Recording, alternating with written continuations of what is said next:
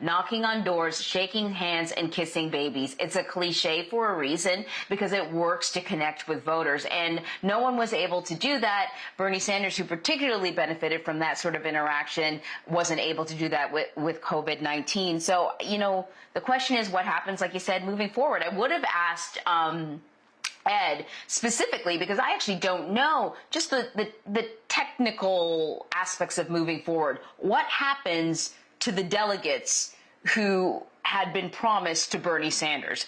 We know that the convention now is being pushed back because of COVID. I think the timeline is to have it in July, or maybe it was originally going to be in July. I'll have to look that up. So it's being pushed back. What happens? It's going to be in August now. So what happens to those delegates? I mean, how are they? I presume they're obligated to go with the presumptive nominee, but I really don't know.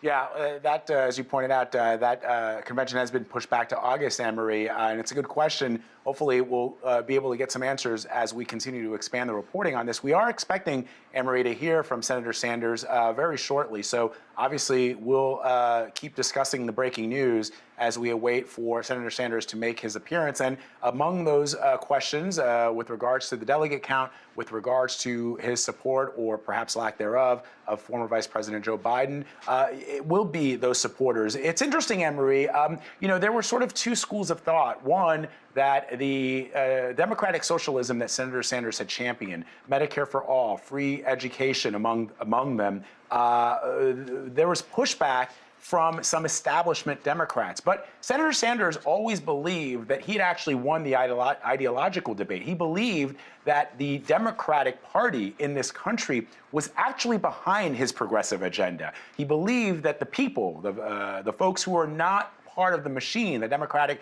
Party machine, actually had bought in to his ideals of Medicare for all, of a free education, and some of those socialist, democratic socialist principles that he had for many, many years championed, and yet that the roadblocks that he faced were due to the fact that there were some very powerful forces aligned with the party machine, but that he believed that he had won in the ideological debate. So the question, of course, becomes, if Senator Sanders does throw his weight, his support behind the presumptive nominee, former Vice President Joe Biden, will Vice President Biden take on some of those policy proposals, perhaps not in the extreme that Senator Sanders proposed, but will he make it a bigger tent for people who believed in Senator Sanders' message, so that he can garner some of that support, some of that passion that drove Bernie Sanders supporters? And look, that passion was on display most prominently on social media, but also oftentimes the passion could translate